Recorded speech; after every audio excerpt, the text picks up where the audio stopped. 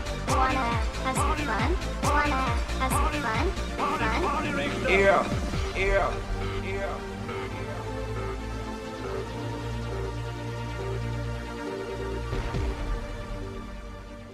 Well, this is the remix rewind, or I guess this is week 9. We've been away, but now we're back.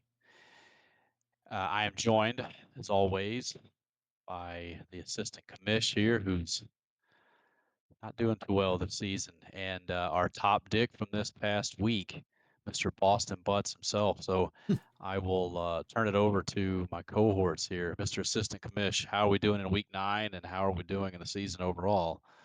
Well, I know we'll get into it, but yeah, I'm not having a good a year as I did last year. You know, it comes and goes like that. Just got to have good luck on injuries and a good roster around your other players, and just yeah, no, I just haven't had that kind of year this year. But you've had the opposite luck though. I mean, you've kind of shot up compared to last year, didn't you? If you're talking to the commish here, yeah, I mean, I suppose Mhm. I'm sort of lurking in the playoff picture, although I would suggest that it could it could have been much smoother. I mean, I was thinking earlier today that I think I've had a combined 6 starts between the 2 QBs that I drafted to be my starters. Joe Burrow lasted 2 weeks or a week and a half, and Kyler Murray lasted, I think, maybe 4 weeks before he was injured, and now has been put on IR. So it's been kind of an up and down season. Mhm. And for Mr. Butts here, who cracked 200 on my ass this week, um, this is your 3rd year in the league.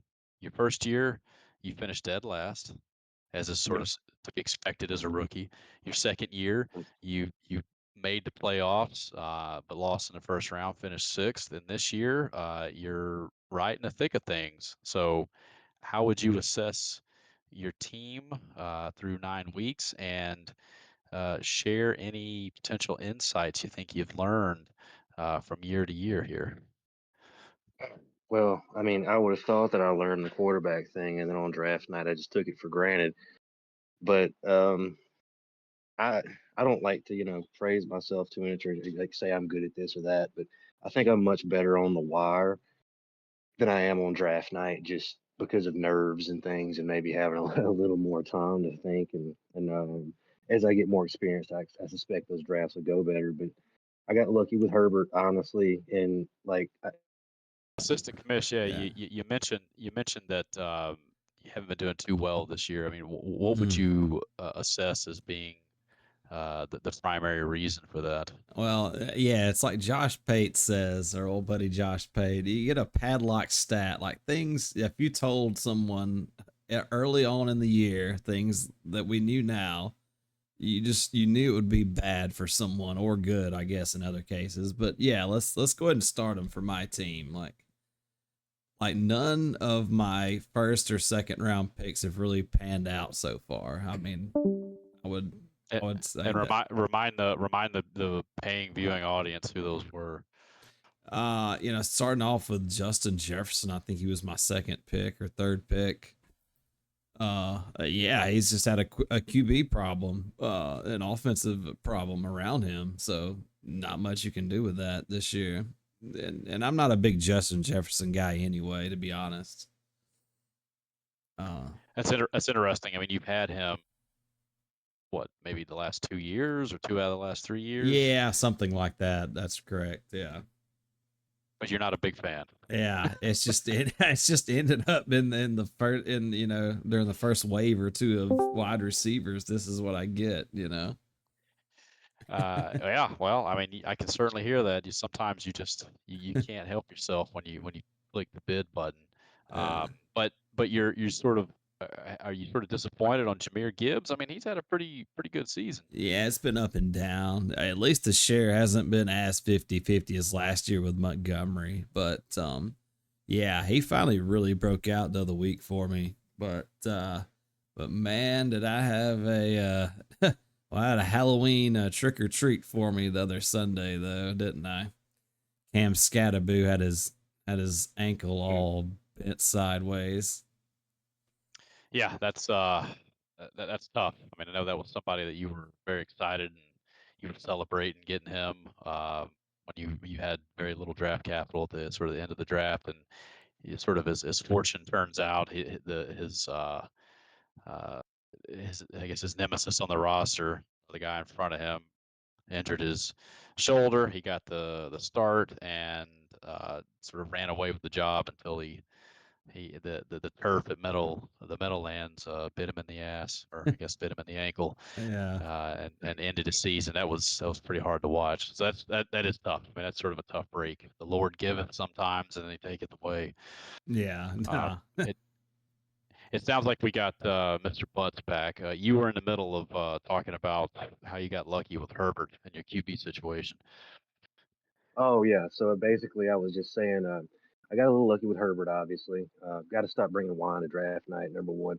Number two, I don't know how much on aggregate I've paid for Joe Flacco this season, but I've bought him multiple times, and it's been one time it was like $16. So that's pretty hilarious, but it's worked out so far, assuming that they keep losing and Burrow didn't come back. Um, excuse me, Amon Raz had been hitting his floor the whole time. We'll see if he pops off like consistently down this stretch. I'm going to need him to because I got a lot of wide receiver twos and threes hanging out. Um, you guys can still hear me, right? Oh yeah, we got you. Okay, wanted to make sure because my phone kind of anyway. So need to make sure that Amon Ra goes off, or hope that he does. But the main thing is I might change the name of this team to Cops because I got four running backs that are complete handcuffs, and they have upside. You know what I mean? It's all good on that, but like you got to look at. I tried to drop Mononga for Spears last week.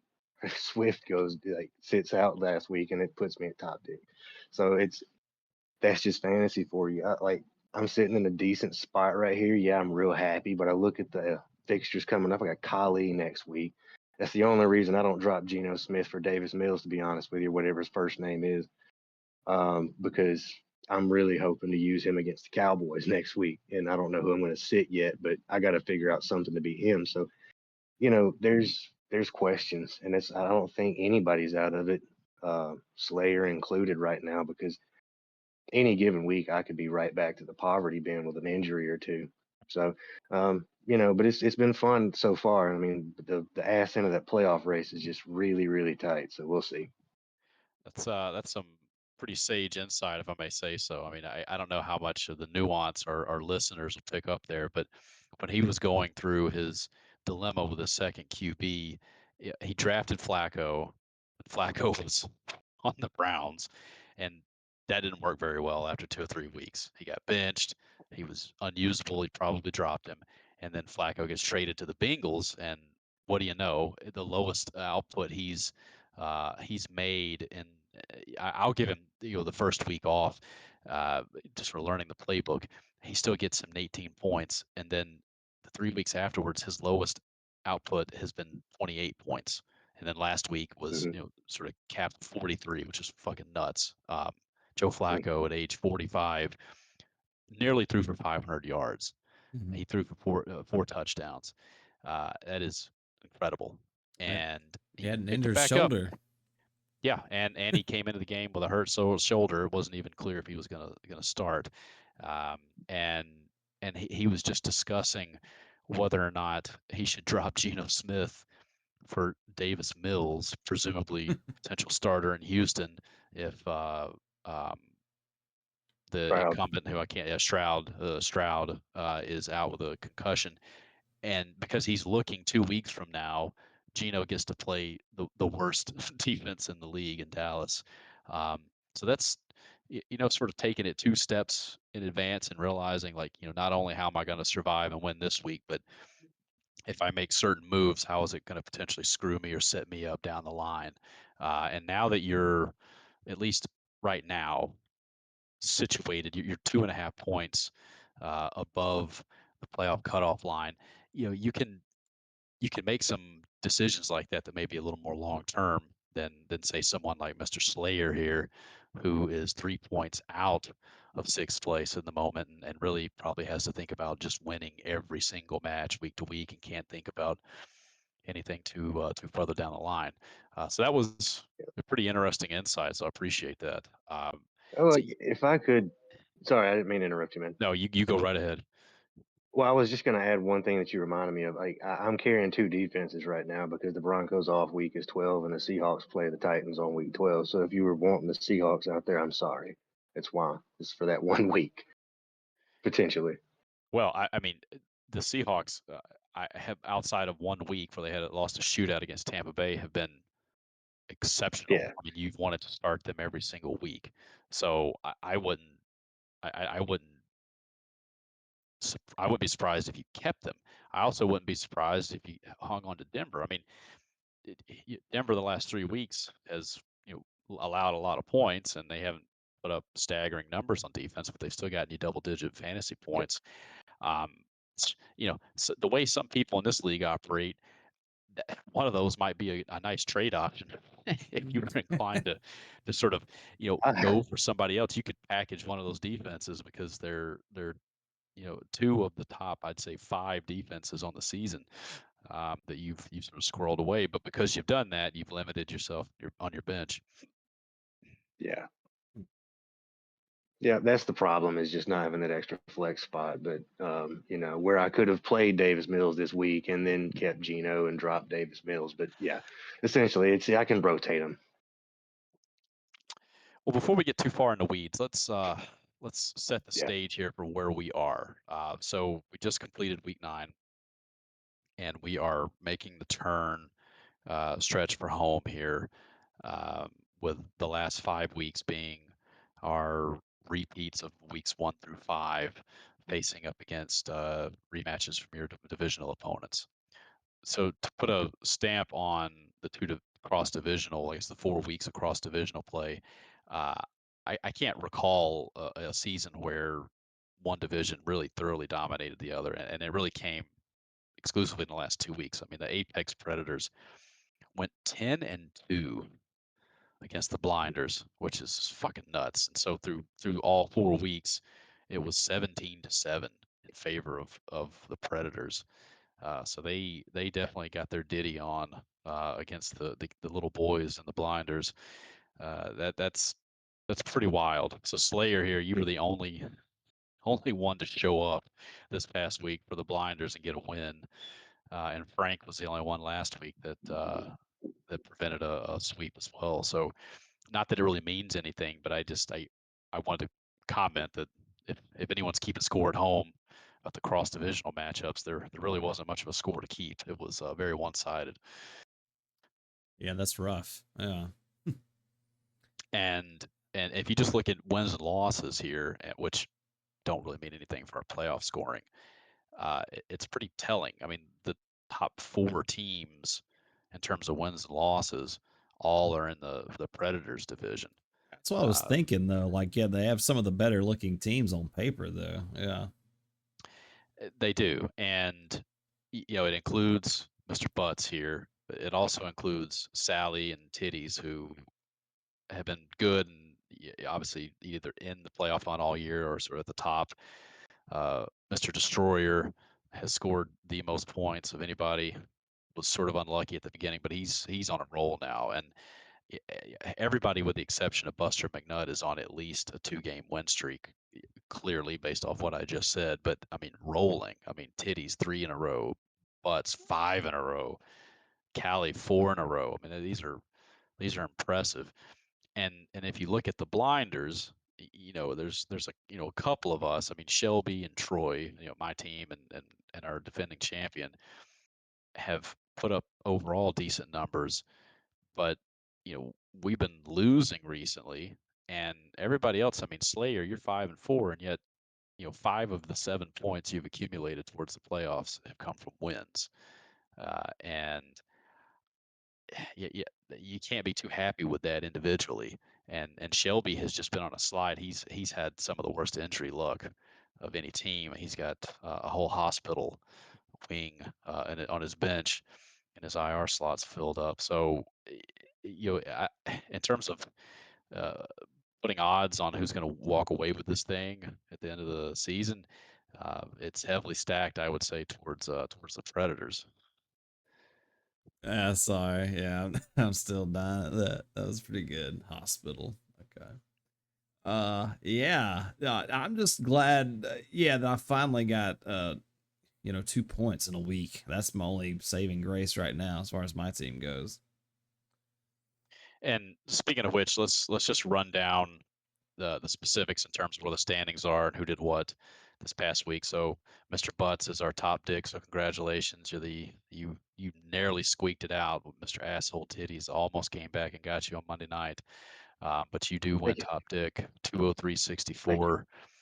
Um, and in terms of standings, from the top down, Sally has had a stranglehold on first place for some time now. He has 16 total points. Titties number 2 is trailing him with 13 and a half. Mr. Kamish is in third place. He has 11 and a half points. Callie has 11 and fourth. Mr. Butts, and those all four all remain the same from last week. Mr. Butts here moves all the way up to fifth. He jumps 2 positions. He has 10 and a half points.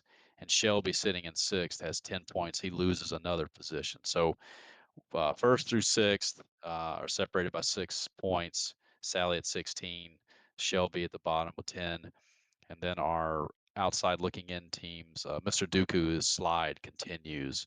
Mm. He's sitting on 8 points and has been there for a while. And Gladys picked up some points this week. He is eighth, narrowly loses a tiebreaker to Dooku. Frank Lucas slides down a spot. He's ninth, 7.5 points. Mr. Slayer, you stay still at 10 points, but you pick up a couple. You have 7. Buster is in 11th, 5 points, and Nick Saban picking up the ass end of the train, 3 Mm. points, stays Yeah. down in 12th. So those are our standings there. Well, any thoughts about any of the teams or any of the points through 9 weeks? Uh, well, it just looks like it's kind of like a year of the haves and the have-nots, unfortunately. And yeah, I was kind of part of the basement crew. I guess I'm on ground level now. Maybe I'm somewhere above ground. But it's been fun this year though. It's been good. It's always nice how many teams sort of sort of coalesce around the same sort of grouping, and you're definitely not in the basement. I mean, the sodomites are definitely Saban and McNutt here.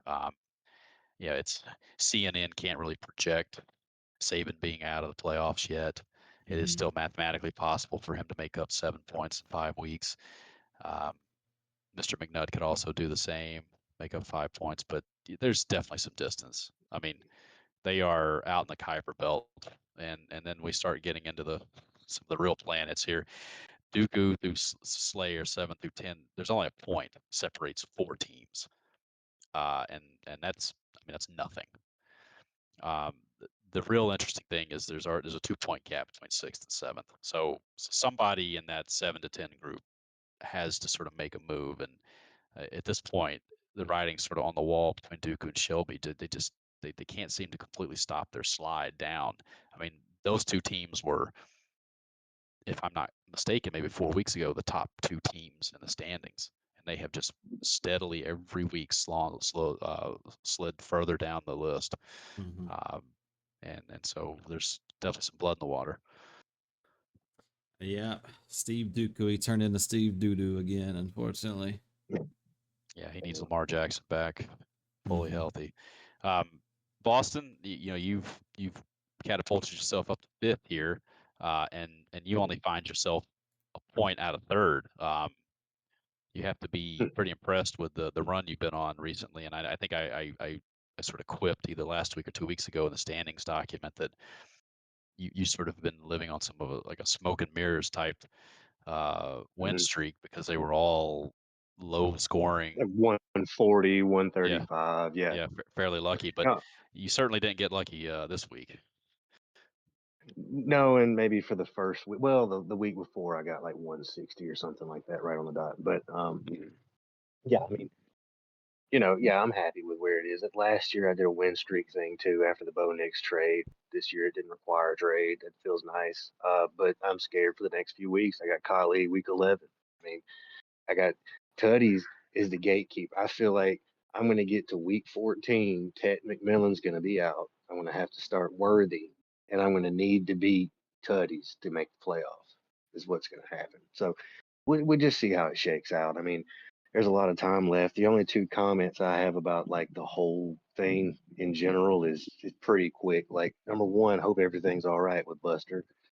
Otherwise, it looks like he's packed it in because he started Rattler last week and all kind of stuff. So I don't know if he's still with us or whatever, but hang in there, brother, man. It can happen, man. Like that was a squad I was looking at for potential. Like, hey, can we make a fair trade a couple weeks ago?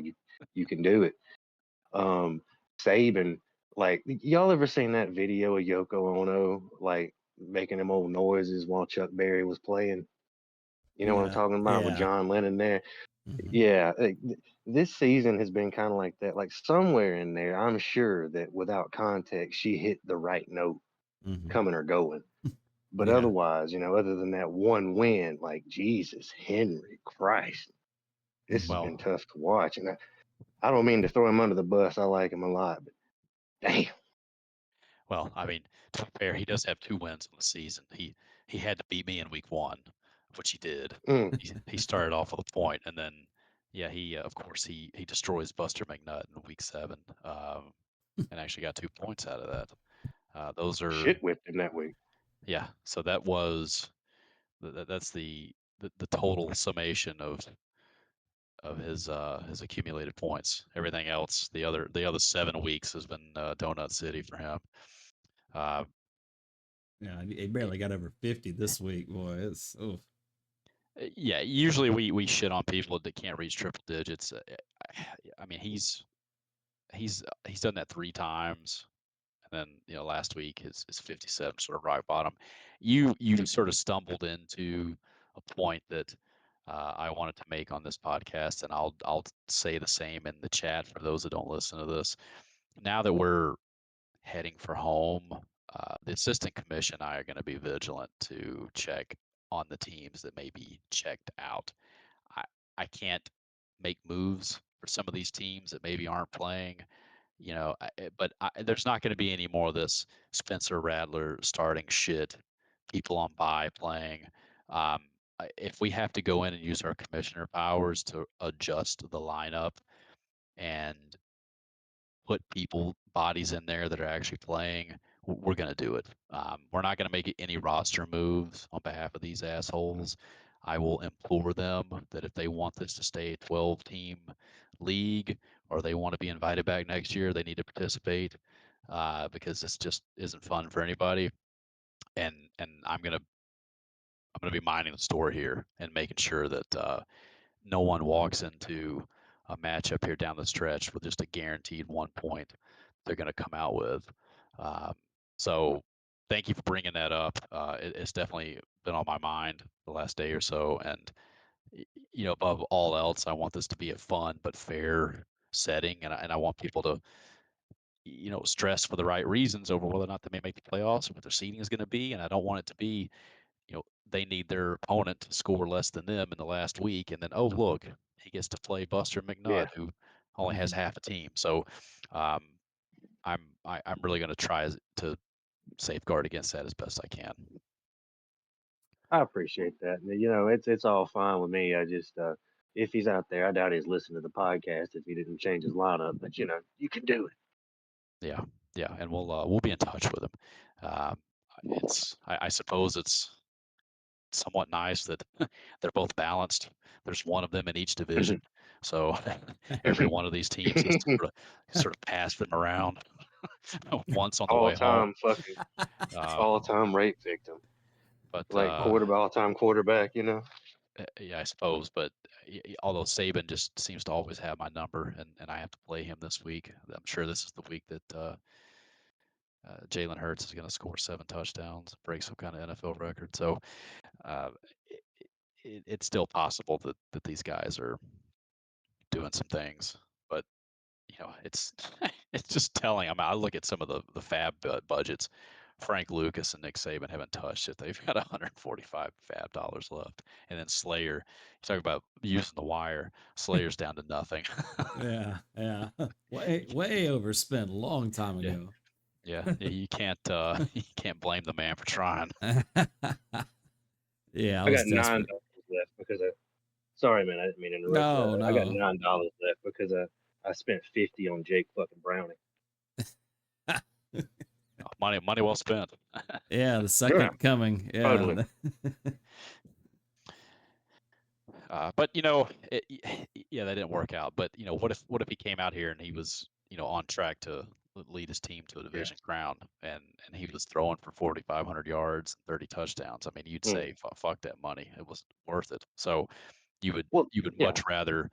you'd much rather be in this position than watching one of your opponents constantly plug him into his lineup.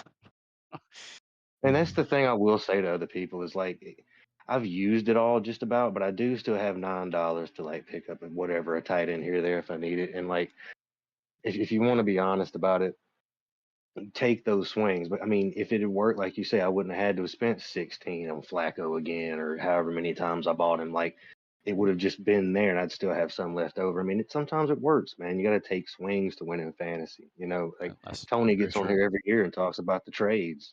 Mhm. It can happen on the wire too. Yeah, well, it certainly All can. right. And just to remind everyone, I mean, not to be heavy-handed with trades, but if anybody is interested in doing it and you need waiver money, I mean, I'm happy to sort of you, you know, exchange waiver dollars as a package to a trade. Yeah. If for instance, it looks like the two of you are the ones with the lowest bank account right now, but in some Mhm. hypothetical trade, if you want to have someone include as part of the bargain for exchange 15, 20, $30 in fab, go from one to the other, that's something that can certainly be made. It's a commissioner tool change that can easily be made. So Yeah. just keep that in the back of your minds. Yeah, the free Yeah. agents have actually come at like kind of a value this year. You haven't had to spend much on the wire. Interesting. Yeah, Yeah. I think that I mean, there's been some free agents that like we just talked about, Mr. Browning going $50, which I don't know what the next best offer was, but it probably wasn't 48. Um, so no, some of them, it was yours. It was 17. oh well, there you go. See, and I'm the one that had the starter who was Joe hurt. Burrow. Yeah. Yeah. So some of it makes sense, especially he just explained coming out of the draft he was needy. He had Joe Flacco version 1 as his super flex. So you got to spend big because you never know when a Cam Scatterboo or Joe Flacco Part 3 is going to come back and look really good and win you weeks and maybe win you a title. So you definitely don't be afraid to spend it. That's what I'd say. If you guys don't have any other comments or thoughts about the stuff generally, really only a thing I wanted to accomplish with this podcast is sort of go matchup by matchup, look at these teams, and maybe just give me a quick thumbs up or down about whether or not you have any thoughts or input about whether or not that team looks like it's primed to either make the playoffs or make noise in the playoffs, or if there's some glaring holes or any suggestions you think for how teams may address issues that you see. That sound good? Mhm. Let's start with the matchup between our top dick and team number 1 here. I mean, Ooh. this is going to be a good one right now. We got Sally and Butts going at it. This is obviously a rematch of week 1. You're catching Mr. Balls with some players on bye as well. So it looks like Mhm. both of you are going to be missing some folks, but boy, it's hard to start anywhere besides Sally's wide receiver core. He's got some decent ones. It's nuts. I mean, it's honest. I'm jealous of it. I was hoping mine would burgeon into something like that with Flowers and McMillan, but Jesus, Henry, that just like the target share for Flowers. I mean, sometimes it's great, sometimes it's not. McMillan, what is the offense? So 5-4 team, nobody knows what the hell their identity is. Anyway, if you want me to give thumbs up, thumbs down, I think I'll make the playoffs barely, and I think Sally is primed to keep walking. Yeah, it'd be tough for Sally to lose minimum 6 points in 5 weeks and have all these teams pass him. Well, I suppose at this point he Yeah. would need 7th place to pass him too, which is half his points. I don't think he's gonna. Hey, he would have to. It would take a lot for him to fall down to 7th. So I'm fairly Agreed. confident that he's in a pretty good place here. But And for the yeah, week, just real quick, like I'm yeah, starting Gino, so I got him. he's gonna he's got he's got to make a move at tight Denver. end. Well, I suppose he's got Kyle Pitts, which he'll slot in and hold his nose. He's Mahomes. I really he only got 12 points last week, but I mean, for the guy was able to get him for $2 on draft night, and yeah, he's had some down years recently, but like fuck, we were all just sort of scratching our ass or laughing at something, and he just comes in here, nominates this guy, or he was nominated, and he bid $1 for him, and nobody else got on the trigger. It just if he wins because he's got a stacked lineup and he got an MVP type quarterback for $2 in the draft, I'm really going to be kicking myself. I didn't think Mahomes would rebound like this for fantasy, but I mean, just look at the freedom it's given him. I mean, and he's had some disappointments. I mean, Nico Collins has not been as advertised this year. Ashton Genty certainly hasn't. I mean, outside of one monster week, he's given you 3 or 4 weeks of okay running back one numbers, but then he's flatlined and the same number. Um, and because you talked, sort of lamented Geno Smith. I mean, that offense it has no real identity. Uh, Stephon Diggs has sort of been up and down. Drake May has been a revelation. He has been absolutely on fire, and the reason New England's really good. But other than that, I mean, he's good at QB. I would say he's pretty good at wide receiver. I mean, Collins is sort of that's a nice luxury to have him as your wide receiver 3. Adams has been steady, and Jackson Smith and Jigba has been like one of the best fantasy assets, um, and certainly a steal for whatever he got him for in the draft. I'd be a little concerned about who's going to be his second running back. He really doesn't want to have to put Stevenson in there and rely on 3 Patriots. I can't imagine at the same time, but there's a reason why he scores in the top 6 virtually every week, and he's just got a very balanced, decent lineup. Yeah, and he's a Patriots fan in real life, so I'm sure he's enjoying having Drake May go off on his team here like this. Well, and that just gives everybody else an additional reason to want to see him suffer. So, um, switching to Mr. Butts here. Yeah, I like your wide receiver group. I moved on from Amon Ra from last year because he kind of had the same year like he's having right now. It's like, boy, it's really great that Floor year. you can pencil him in for 14, 15 points a week, and maybe he'll spike a little bit, but for the amount of money you paid for him in the draft, it's like, Jesus, where are the 35-point games consistently? Yeah. And there's Yeah. something about that Detroit offense that's just off. They're missing their offensive coordinator from last year, and they just seem different. Um, what do you think Yeah. about Kyron Williams? I mean, he's pretty steady. Yeah.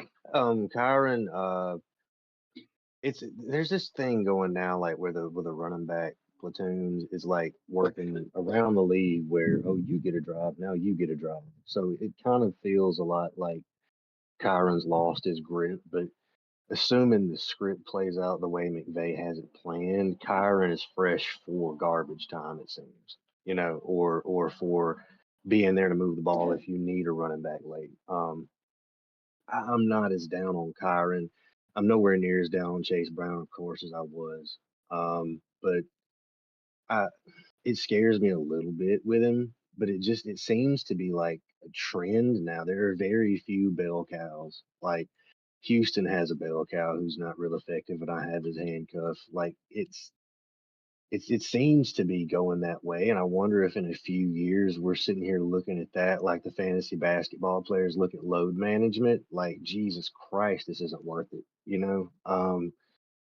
I don't know, like I kind of, I have very, I could wax on that subject for a while if I wanted to because I've thought about it a lot being my chief problem. But Interesting. yeah, I don't think it's that serious of a problem that's going to kill me. Well, I mean, do you feel like there's, yeah, everyone's dealing with that. Do you feel like there's any position on your team that you feel like you would, if you could trade for an asset and improve some area, what would it Well, be? Would it be a more steady wide receiver too?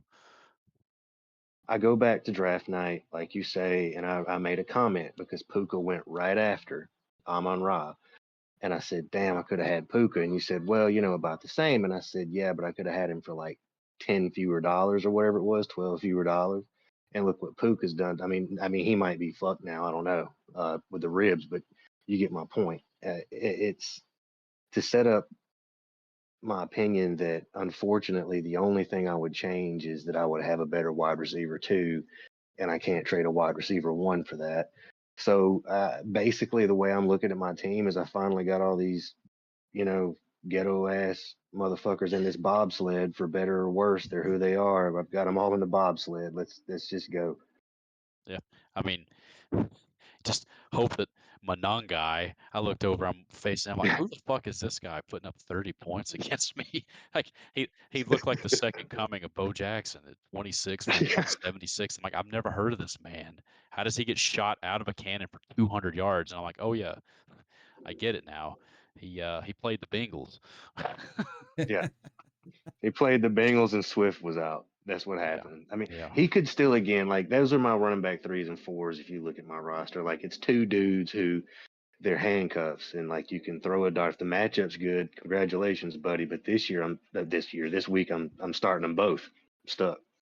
yep. Well, it's bad boys. What you gonna do? Bye week coming Yeah. for you. All right. Yep. Mr. Assistant Commish, any thoughts about these two teams other than what we?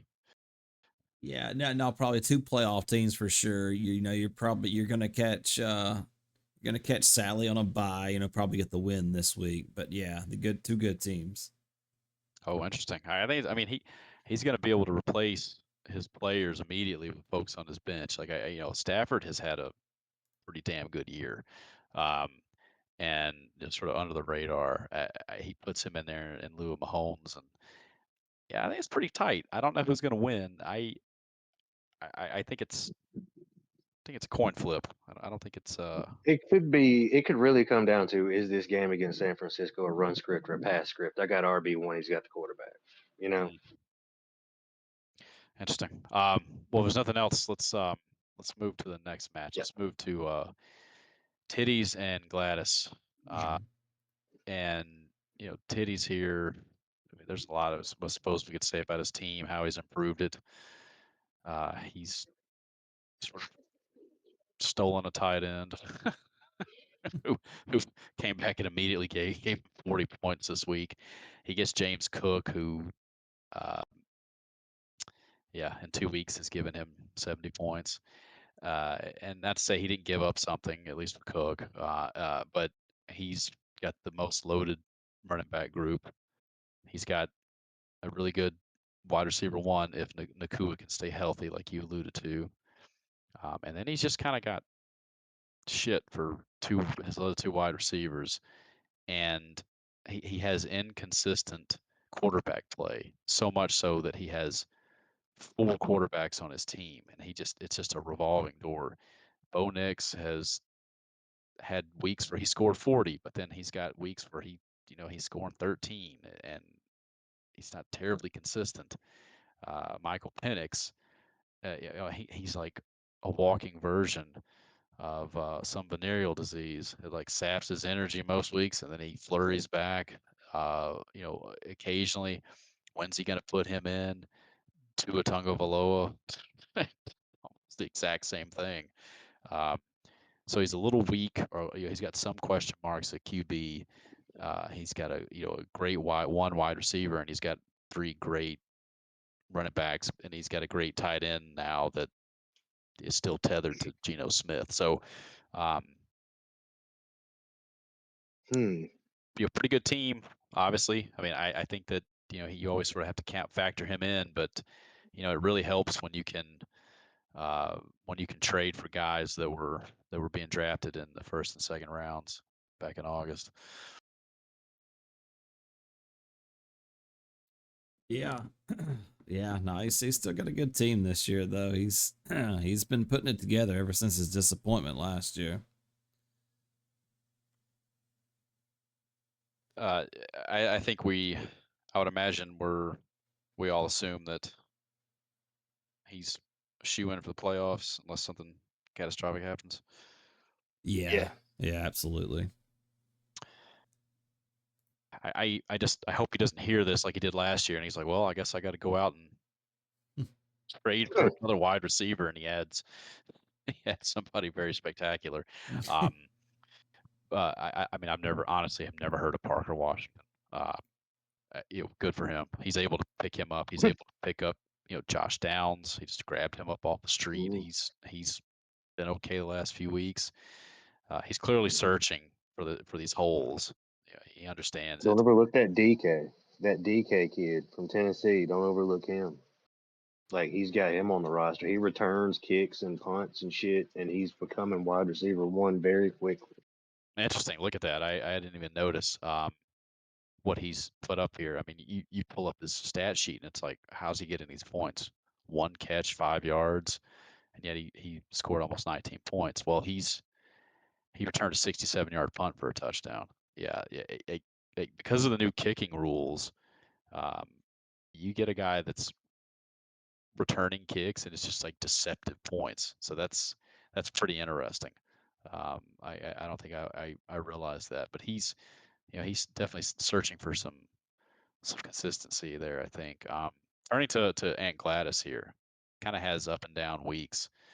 Um, what do we think? He sort of has had some disappointments um, with some players here, and I guess perhaps you can start with his QBs. Not the best stable there. Yeah, hopefully Mac Jones won't be the QB in San Francisco very longer. When Purdy gets back, which notes is another story in itself. They should have put Purdy on IR by now, but Mhm. yeah, the injury must have been worse than they thought originally. But either way, we'll see how many weeks Mac Jones has on his roster. And what's his option going to be after that? Tyler Shaw.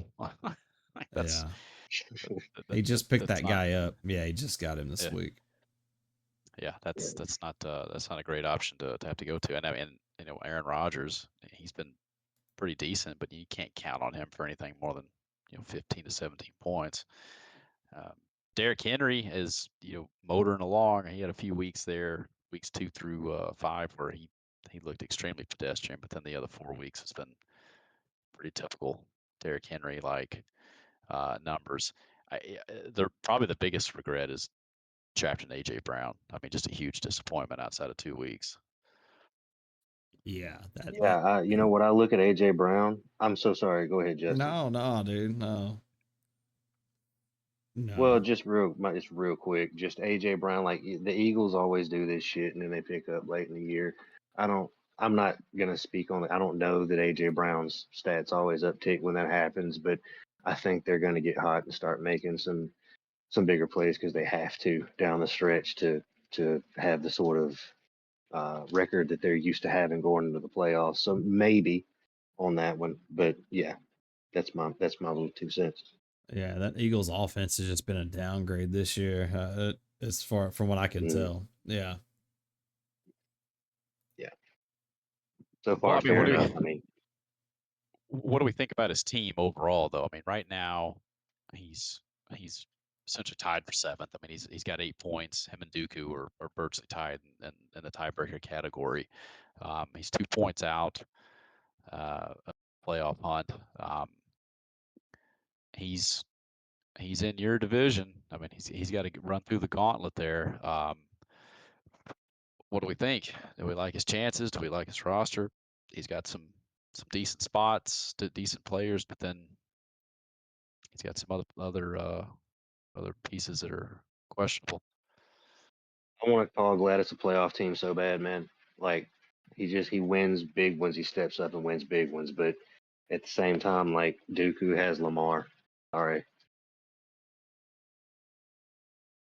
If Yeah, I I mean, compare his roster with Dooku's, Dooku has Lamar. yeah. Mhm. Look, I mean, maybe it comes down to that. I mean, it's just are your stars going to carry you? And he's, I could say Drake London if he's more consistent. I mean, he's not going to score 3 touchdowns every week, but if he's you know, commanding 10 plus targets and threatening 100 yards every week. Mm. Combine that with AJ Brown spike weeks. Combine that with Derrick Henry getting better as the season goes along. Garrett Wilson Mhm. hopefully getting back. He's got some firepower, but it just seems like he's a couple of pieces away. And Aaron Jones has been hurt, continues to be hurt. That's a problem. Um, and Mhm. and Tucker Kraft going on IR just sort of really fucks Mm. him. Um, Me too, so in other places. so he's right there. I mean, I'm not going to boldly say 5 weeks out that he can't make the playoffs. I mean, he's right there, and I really Yeah, think that he needs to think about what can he do to shape this a little bit to might be the year really he needs throw to some trade, shots. man. We'll see. Um, that might be the year pigs fly, but I would definitely suggest he's got some pieces. He's got some things that he can make some moves if he wanted to. I think the only way he does well, this Tucker Craft injury downgraded. I think his outlook even worse. Plus Mac Jones leaving. I think the only way he does well if AJ Brown and Derrick Henry and Wilson just start going off for him. And yeah, and Aaron Jones comes back. Aaron Yeah, Jones when he's been on the field has been pretty good, but he's really only been on the field for 2 games, yeah. um, and that's a problem. Let's move on to Mr. Cali the Destroyer against Buster McNutt here. We don't really need to say much about Mr. McNutt. I mean, he's besides the fact that we're gonna attempt to buoy his team a little bit. Uh, Cali here has put up the most points of anybody. We somehow allowed him to get Jonathan Taylor and McCaffrey in the years that they're both healthy and dominating. And there's really not a lot to speak of besides his dynamic duo of the Dallas wide receivers on his bench. Um, his his QBs are glaring issue. Jared Goff is you can't be happy to start him. You sure as shit can't be happy to start Bryce Young or Dylan Gabriel, whatever other he can scrounge off the waiver wire list. So he's another one of these teams with sort of subpar QB play, but he clearly has the best 1-2 punch and running backs in the league, and he's got an amazing wide receiver in CeeDee Lamb. Although to this point been fairly disappointing because of an injury and just sort of I guess a capped offense, I suppose, since he's been back. Um, what are our takeaways here? I mean, outside of Lamb, McCaffrey, and Taylor, I mean, are we really scared of this team? Ugh, I don't know. Kind of hard to Mm. say, isn't it? Yeah, I mean, those are 3 real good players to be scared of. Don't get me yeah, wrong, yeah. but I mean, are we really scared of Alec Pierce and Four. DJ Moore and Juwan Jennings? There's four players. I mean, Pickens. Go ahead, Justin. No, no, no. I just think, yeah, no, he does unfortunately look quite touchable. In comparison to butts here or titties. Well, I mean, let's just look at his schedule. I mean, I mentioned he's scored the most points of anybody. I mean, he's had the last 2 weeks he's barely topped 140. In week 1, he scored just under 130. But outside of those 3 weeks, he's put up 220, 160, 160, 184, 190, 211. It's pretty fucking good.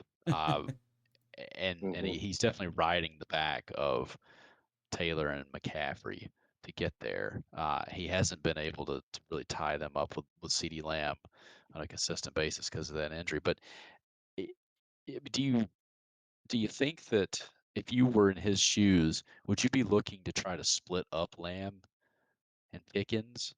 And how would you do it? I hmm mean, I'd be a little worried that I have, even though, I mean, George Pickens has given him double-digit points every week. He's been very reliable um, as a wide receiver too. You just wouldn't it just churn your stomach a little bit to have two wide receivers on the same team and you have to rely on them?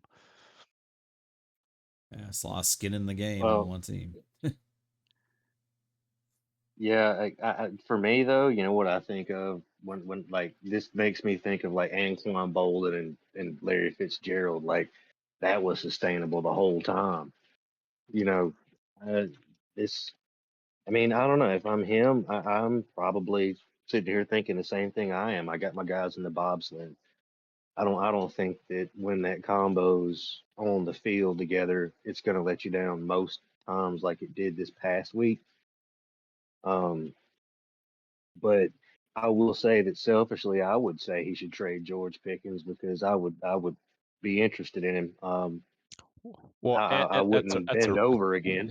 it's an interesting point. I would say something to you like, knowing that you're a Cowboys fan, would you like hmm if he came to you with a trade and said, "I want to give you CeeDee Lamb, mm you're going to give me back Amon-Ra St. Brown, and you're going to give me mm like uh, Joe Flacco." mm Maybe he throws something else in here. He gives you another piece to go along with it.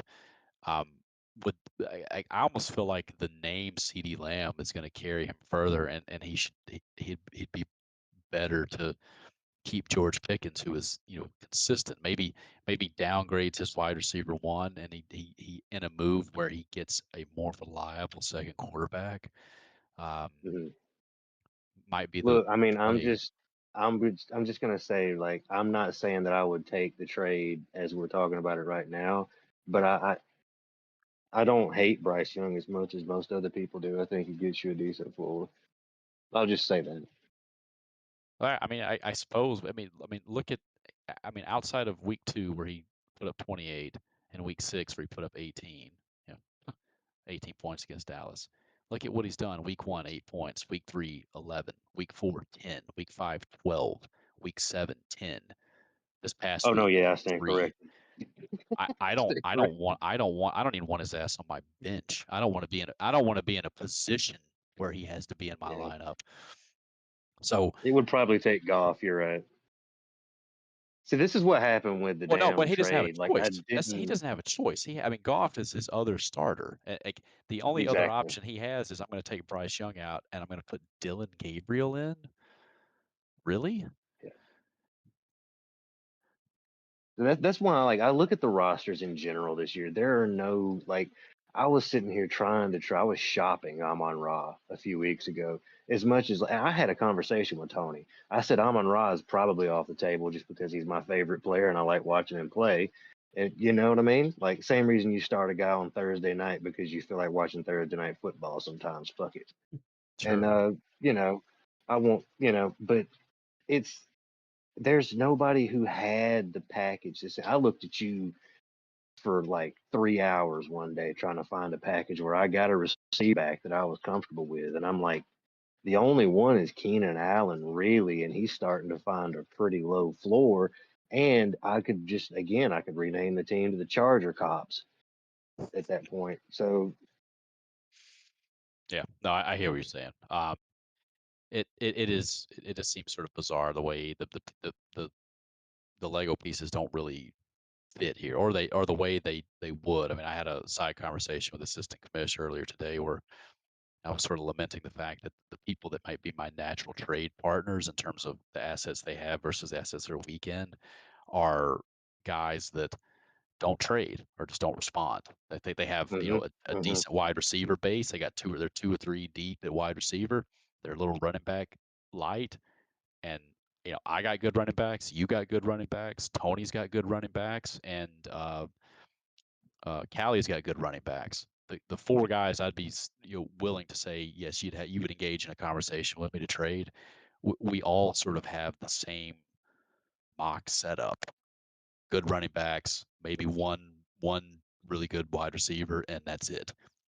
And we're just not good natural trade partners for each other. So it's sort of it's stagnated the trade market, in my opinion.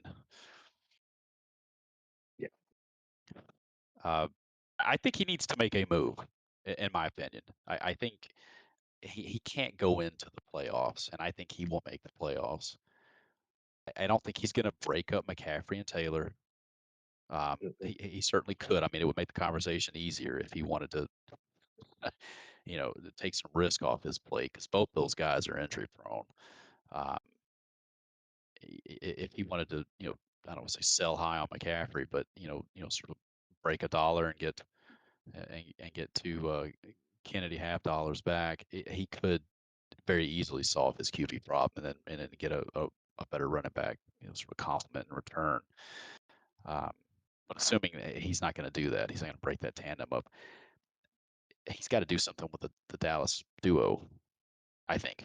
Otherwise, he's standing pat, and he's going to be rolling with Bryce Young and Dylan Gabriel and maybe some other quarterback that becomes available, and I just hope he gets lucky.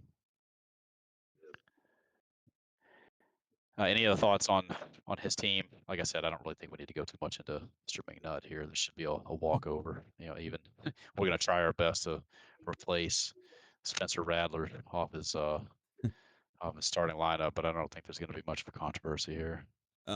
Yeah. Just that. Oh no, go ahead. No, it wouldn't have mattered last week if we had moved people on Buster McNutt. So yeah, so we'll see. Yeah, and then I'll just say that. Oh, I'm sorry. No, you go. Just he has the karma built up from the James Conner fiasco earlier in the season that if he were to trade McCaffrey, I can see him popping something like 20 minutes later on the fucking, Oh, I didn't realize he gets a quarterback. He had James Conner earlier. I didn't even realize that. He's the one that tried, I do believe, Kylie's the one who traded me, Oh, yes, Nick Chubb and Bashal Tootin for James Conner, and then James Conner immediately got fucked the fuck up. Yeah, like the first quarter. Yeah, no, that's right. Yeah. So he's got the karma, like make the trade, and then McCaffrey will get hurt. Well, yeah, you would think he'd be owed it. So if there's no other thoughts, let's move to. I suppose let's move to my matchup with Saban. Hopefully, this is another walkover. I mean, you talk about being passed around. Somehow now Nick Chubb has ended up on his team. Yeah.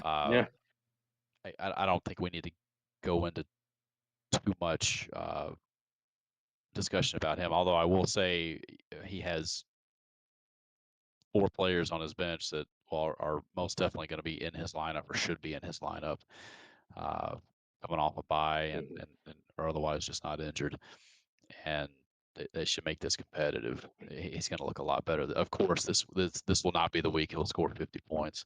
But I guess turning to my team, I mean, I mentioned I've just had really bad luck with my quarterbacks. There's only been 2 weeks I've been able to start Murray and Burrow together, and Daniel Jones has just been a revelation. Even though he committed 5 turnovers last week, he still nearly got me 20 points. And Jackson Dart, I mean, all he does is rush a touchdown in every week. So somehow I'm sort of afloat. But it really would have been nice to have Kyler Murray available or one of my starting quarterbacks available as a potential trade, an option.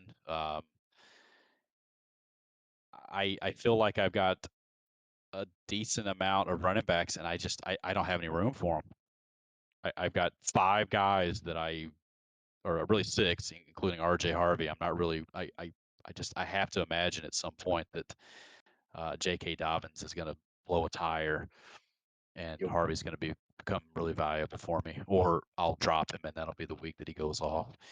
I've got 6 running backs that I feel like I can't drop.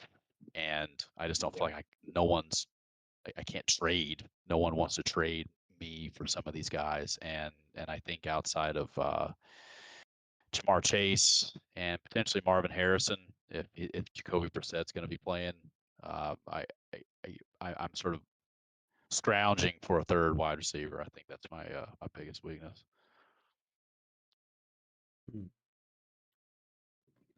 Yeah. How you feeling about your overall playoff chances though with your current roster? I mean, I feel good. I feel good. Papa's got a brand new bag. It's a man's world, living in America. Um, it, I wish I was more sound at wide receiver. Like if I knew Marvin Harrison was going to draw 10 targets every week from Jacoby Brissett, then I'd be happy. Um, if he got me 15 to 20 points consistently, I'd be happy. Um, I don't know that I can bank on that.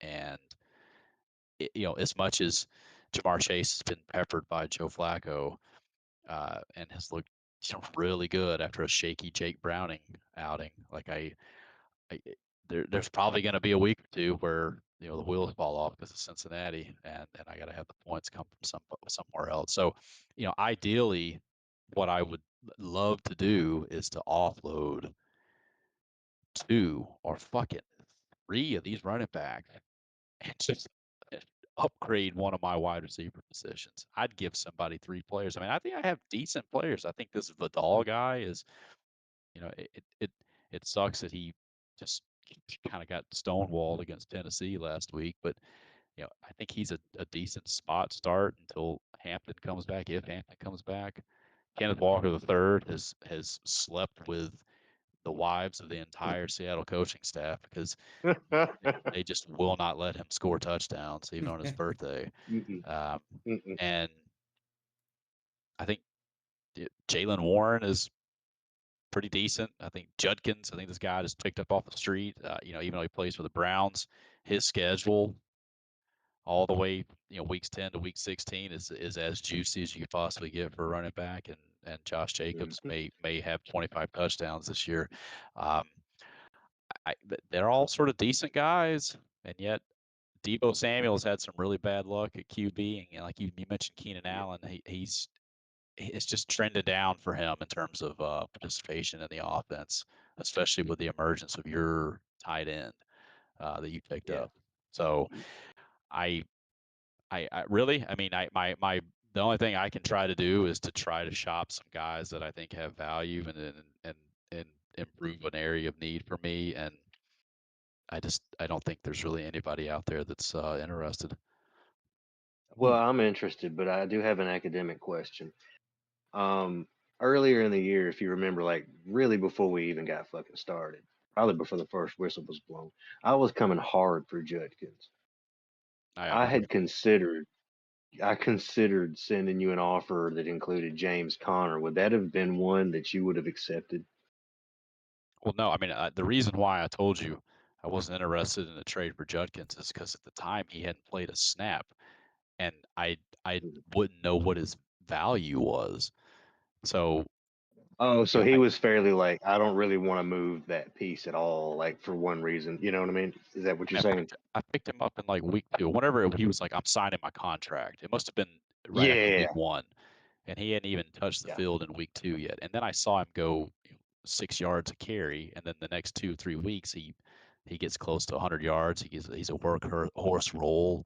Um, I'm like, well, wow, he looks like a top 15 running back, and frankly, I think he is. So I I think I would have been a little short sighted to just say I'm playing with house money with this guy. Sure, give me somebody that's had draft value. Um, Mm.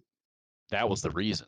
That was just, yeah, that was just kind of for my edification. Sorry, I understand what you're saying. I mean, anybody on my roster is obtainable now, if that's the question. It's just a matter of price. Right. I don't think there's anybody that's untouchable, frankly. Yeah. I can, well, like we've discussed a million times over. It's just like, how do the pieces, the old Tool song, man? Like, I know the pieces fit, but God, Jesus, man, like, well, I'll look at it though, because I could use one of your running backs. I think anyway. I mean, at this point, it's like I just want something that's a little more consistent than Allen and Samuel. I mean, Harrison and Jamar Chase are pretty good 1-2 punch, and then it's like, well, I have to put somebody else in here. And Debo was a great fit for the first 5 or 6 weeks, and then Jaden Daniels' body just started deteriorating, and then it absolutely fucking got snapped backwards last week, um, and that's really unfortunate. So Talk about your actual team, though, man. I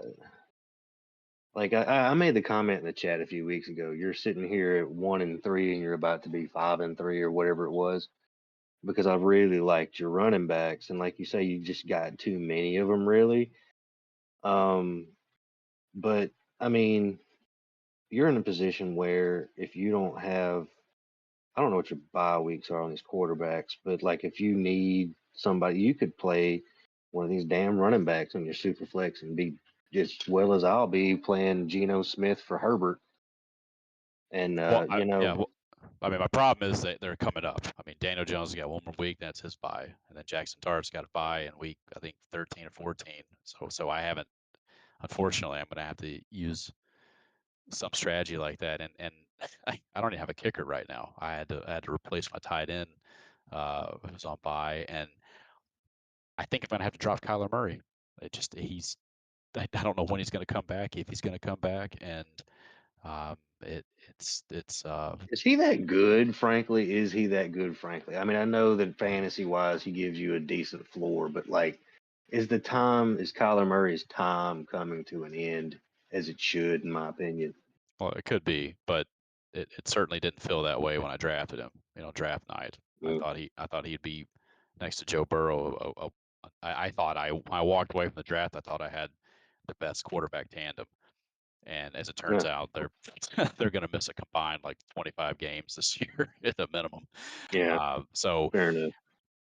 uh, yeah, I wish I could turn that draft capital into a wide receiver, but I think I'm gonna have to drop him because I have to field. I would think I would have to field a kicker. I would hate to lose to Saban. I go 0-2 against him, and it's because I didn't play a kicker because I got too many players that I want to drop.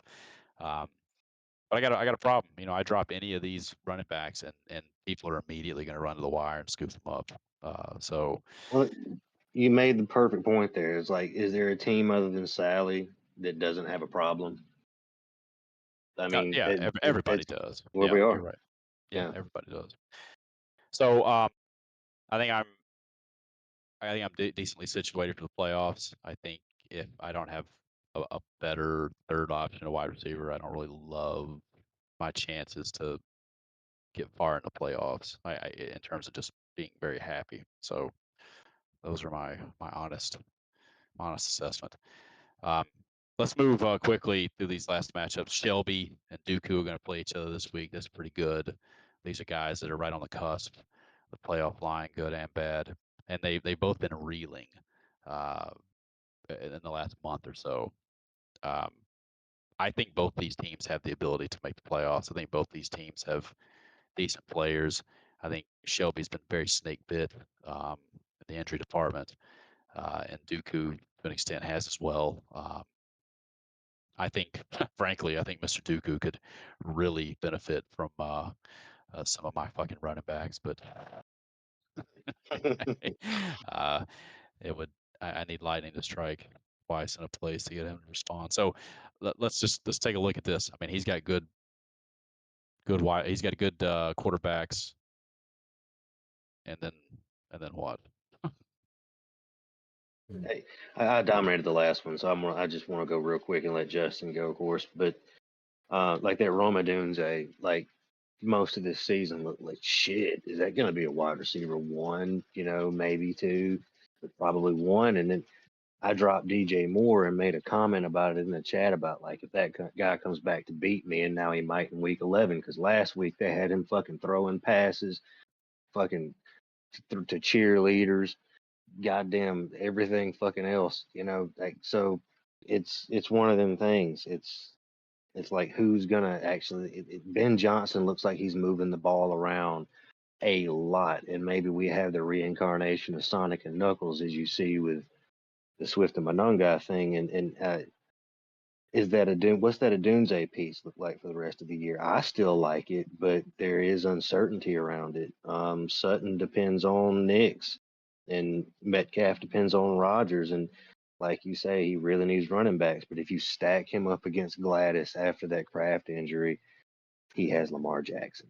So Yeah, those are really keen insights. I floated a trade to him for Roma Dunze, and even after he just put up a goose egg, I'll give you two of my running backs. I'll give you a replacement wide receiver. Hell, I'd give him three players for the chance of a guy who's maybe consistently going to give me 15 points like he did the first month of the season. Um, mhm. I'd love that in a third option, but or even frankly a Cortland Sutton who is sort of hot and cold, and Bo Nix his accuracy's been Hot and cold. yeah. Jordan Addison, I suppose. I mean, even though I'm a little iffy on him with his new quarterback. Uh, I I think he would benefit from this. I mean, Dobbins and Tyrone Tracy. He's no Cam Scatterboo. He's got running back issues. Yeah. Assistant commish, what do you What you think? think, Justin?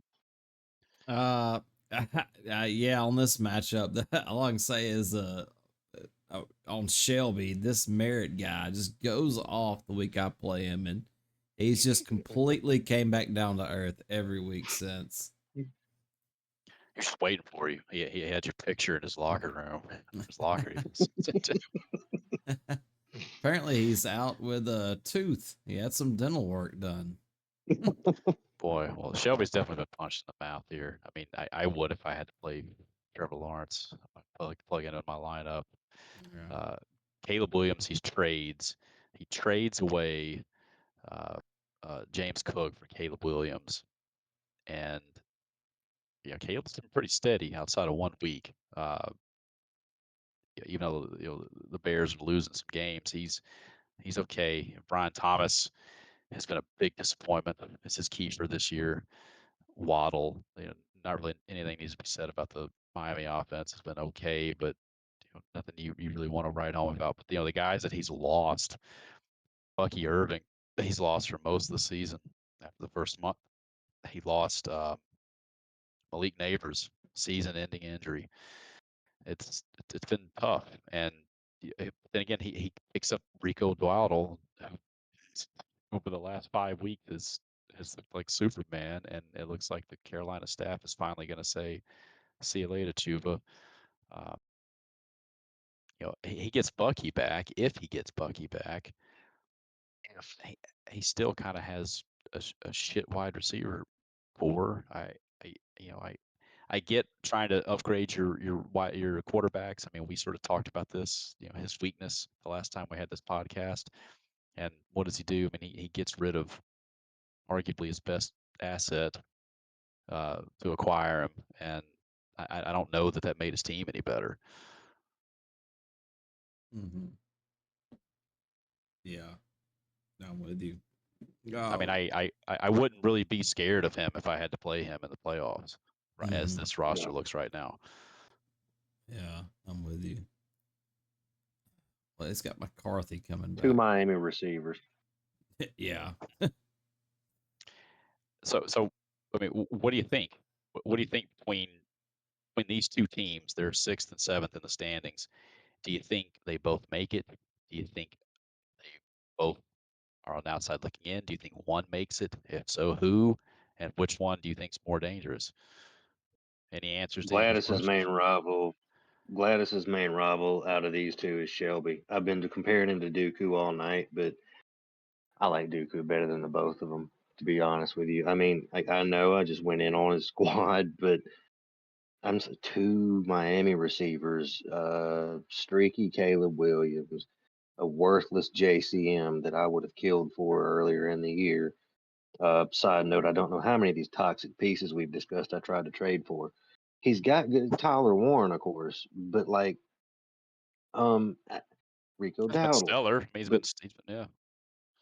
yeah, you know, he's got good enough pieces to get there. Like he's got good enough floor to get there. It's just a situation where he even got in the chat earlier in the year and said he needed a receiver, and like it's still true. And it's he's obviously analytical enough to look at it and say the same thing that we do. Like, fuck, where are the goddamn dance partners? Shit.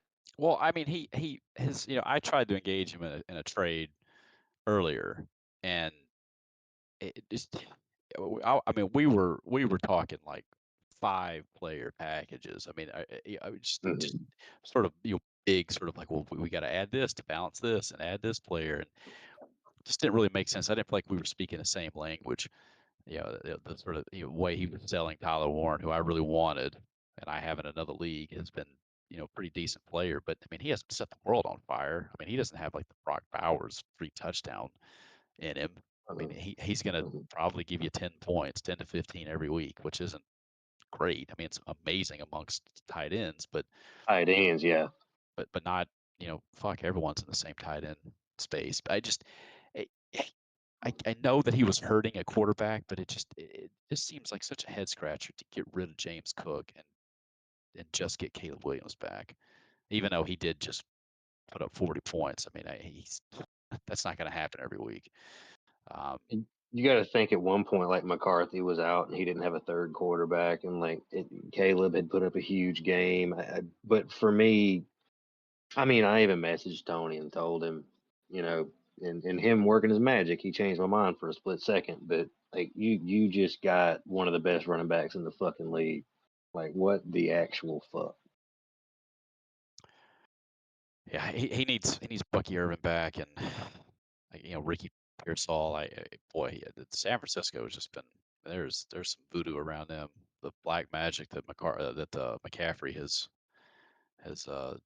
issued for that team. It's like their spare body parts of all his teammates are going to him, and they're all hurt. And uh, this guy's been absent for 2 months now. After looking pretty good at the beginning, so he's again. It just doesn't. I hear what you're saying that he's sort of like you think he's maybe a notch above Dooku, these other two guys, but. Uh, I don't know. Frankly, I don't know what really separates the three No, of them. I like Dooku more. I like Yeah, Dooku yeah, more yeah. than the other two. I heard that. Yeah, loud and clear. Sorry, sorry, sorry, sorry. In my My opinion, fault. I don't My really fault. know. I don't know. It's okay. I just don't know.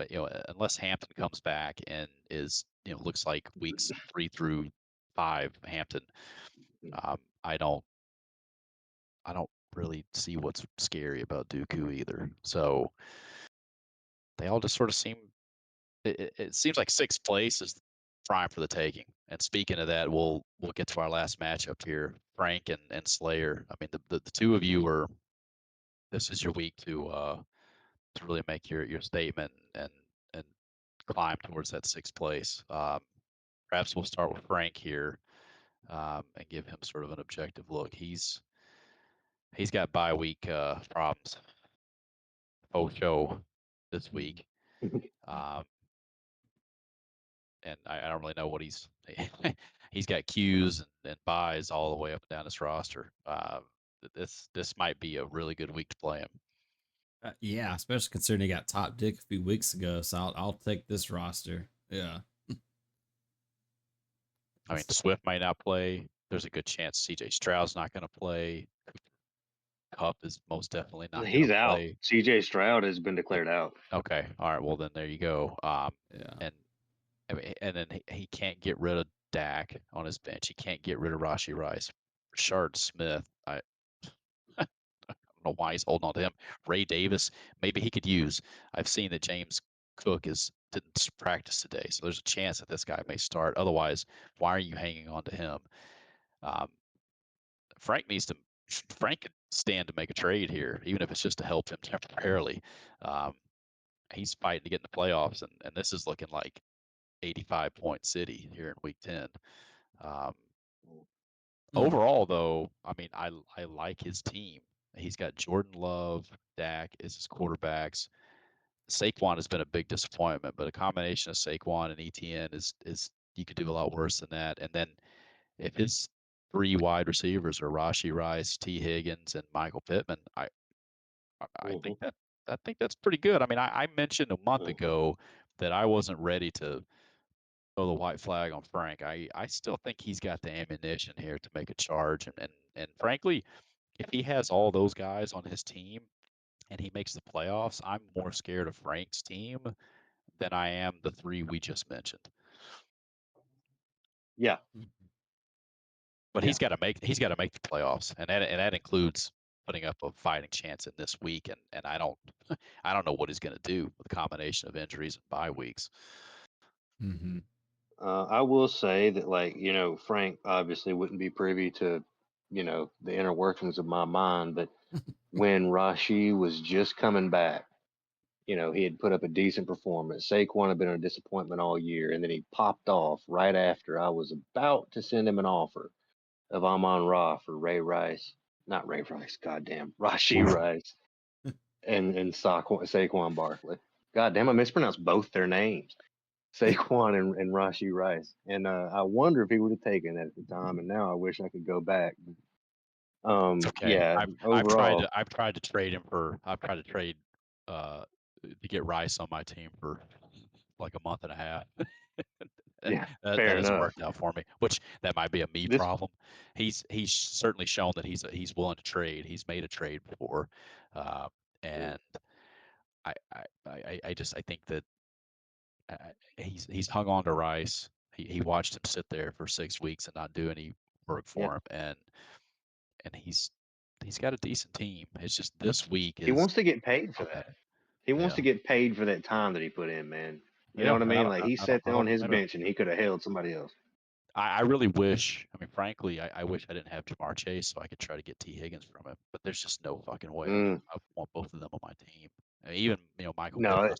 I lamented the trade that happened uh, earlier this season, and you give me a moment, I'll pull up the details. Um, Yeah. um, but it was oh, never mind. I mean, this one actually worked in the favor of Frank. It was Michael Pittman straight up for Jordan Mason, and Mason had a few decent weeks while Aaron Jones was out, but Michael Pittman has and looked. then he turned into Bowers. Yeah, he's looked. Yeah, we don't need to relive that, but Sorry. he's he had a he's had a pretty good in and that trade. I mean, I would say straight up, unequivocally, Frank won that trade, um, and so he's pretty shrewd. I think he knows when there's a value and when there isn't. So this week aside, I think he's got a good team, but I don't think he can afford to just take a donut this week and fall further behind sixth place. So he needs a short-term What's his strategy. What's his schedule? Well, I mean, You know, he's got the murderer's row of blinders that they can't fight their way out of a paper bag. So uh,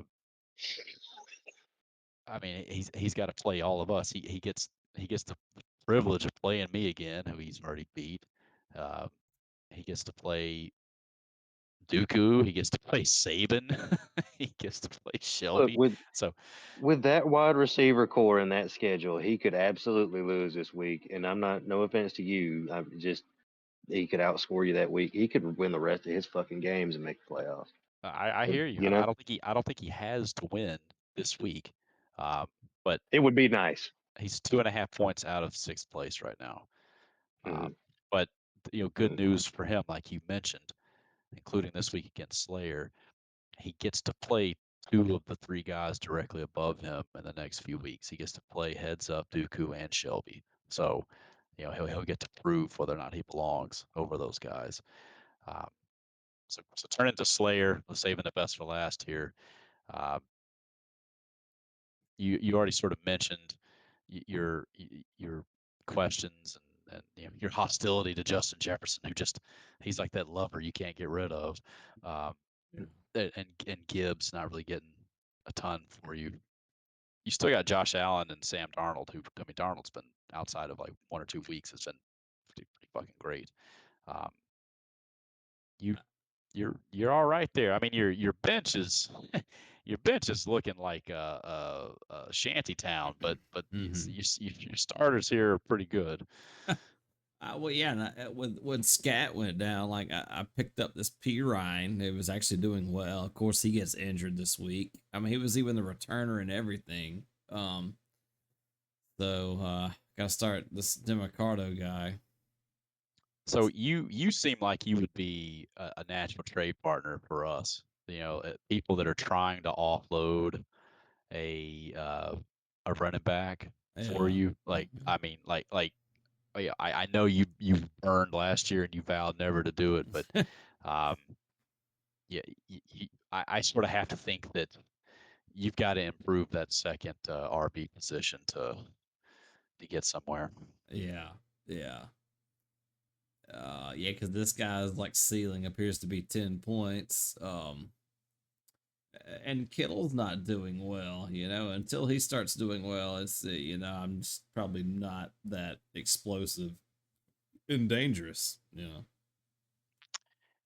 mean, I just thinking this out, and I know you and I have talked about sort of the streaky nature of Jameson Williams.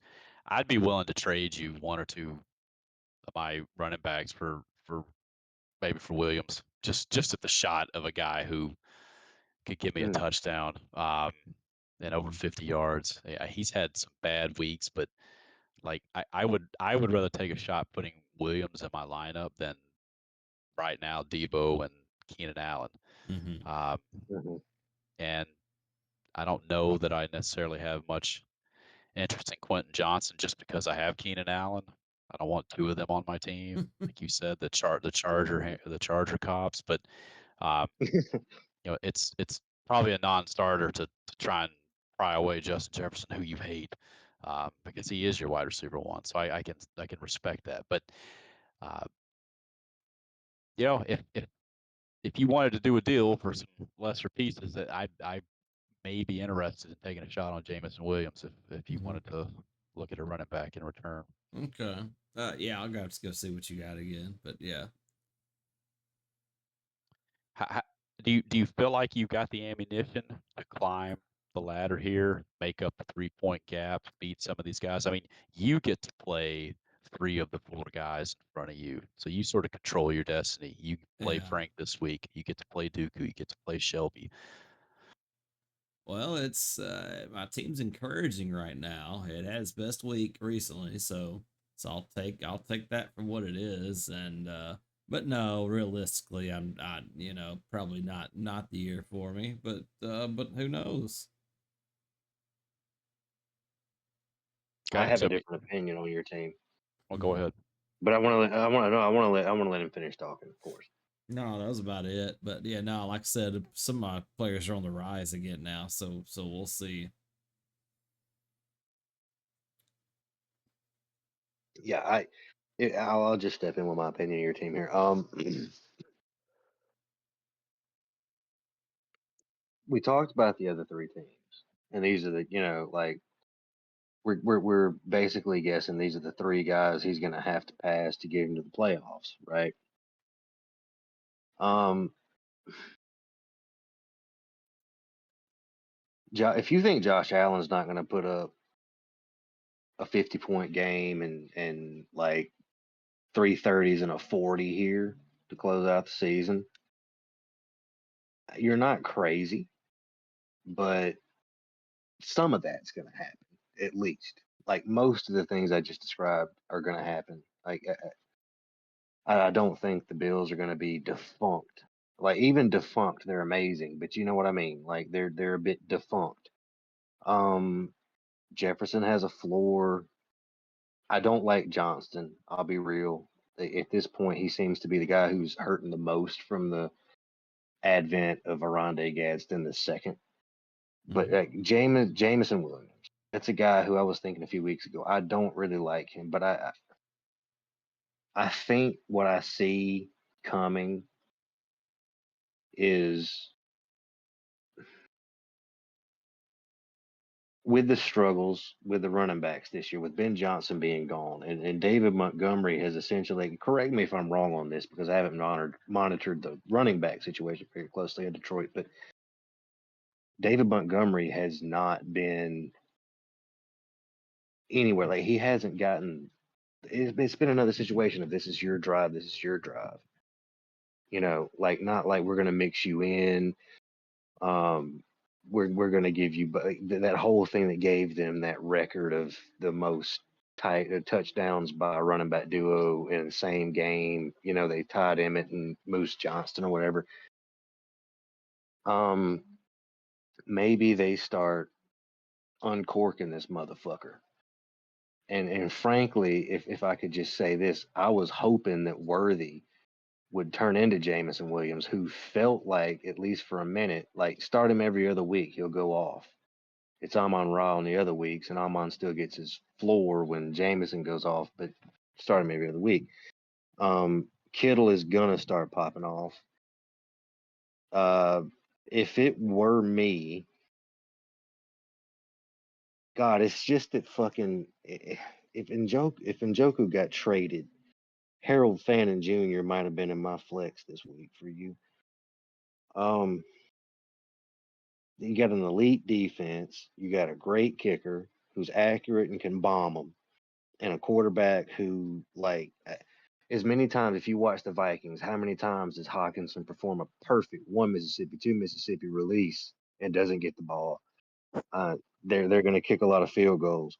Darnold with that elite defense, dude, and again, like they're not letting Kenny cook.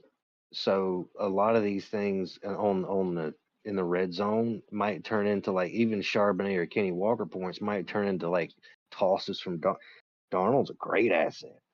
Um, there's not a lot wrong with Dobbs if you're just throwing darts. And look, when you get into 12 team super flex situations, there ain't a fucking thing wrong with throwing darts if you're looking at getting in the playoffs. If you want to be real, you were right and everybody else was wrong about the Genty Scattaboo thing. That didn't work out for you. But you still have a way in here. I don't like Demercado much. I mean, I'll be frank here and reveal my hand a little bit. I didn't really want to get rid of Tootin. Um, like it's a P Ryan, not P Ryan, Etienne injury away, and Etienne he's not made of glass, but I mean, it's something close. Like I just. Tootin is a guy who, if there weren't guys who were right now producing points, I'd be stashing. I'll just say that. Otherwise, I look at your team, and again, bench. Okay, you're gonna need a bench here to get through these bye weeks and stuff. But we're getting close to the time. I don't think you have anybody who has a week 14 bye week. You got one problem on week 12. Oh fucking well, like I think that you could have some performances here down the stretch where, yeah, you're going to have some duds, but you could have some dudes drop some fucking ancient ass fucking football field long turds on teams. You could absolutely score 100 to fucking 60 and have three guys score three. And that's my opinion of your team. I'm not counting you out. Yeah, we'll see. Yeah, appreciate the support though. Yeah, I'm glad you like my team. Mhm. But my problem was my QB2. I had Tua for a long time, but now that Darnold's an asset, like this is good now. Yeah, I think Absolutely. I think you need one or two more running backs, Yeah. and Yep. they're just more valuable than wide receivers, and Mm-hmm. and I think you can't just get along with Gibbs, even though he's really good. Yeah. Well, that's all the teams here. I mean, it's hard to. I don't think we can count anybody out that's just sort of in that top 10, and we got a long way to go. So Yeah. I'm really excited that we had so many teams that are still in it, and like we sort of demonstrated, we all have weaknesses, and I don't really see anything here that screams run away from the team. And I look forward to calling balls and strikes here as we wind down the regular season. So before we get out of here, any sort of parting thoughts or remarks? No, just yeah, I'm excited for the finish here. There's what, like 4 or 5 weeks left, not many in the regular season for us. It's 5, including this week. Yeah. Okay. Yeah. Yeah. Butts. Well, I just if I could just thank you boys for letting me come on here talk about things, promote my team a little bit. You know, support your local farmer, support your local black business. All both of them things at the same time. Yeah. Peace, love, and thank y'all boys very much. Well, here you go. We've been educated. I feel like we were in the presence of a football savant. We were going back decades, and with some of these running back tandems, and brought some names back that really jogged my memory. So appreciate that. Appreciate the activity, and I appreciate the 2 or 3 people who thought about coming on here, and you gentlemen for actually doing it. And we'll see you next time for the assistant commish, for Mr. Boston Butts, handcuffed cop. This is Mr. Castor Troy, your commissioner. This has been the Remix Rewind, and as always, we hope you enjoy the ride. Hope you enjoyed the ride. Get your ass to box. Get your ass to box. Get your ass to box.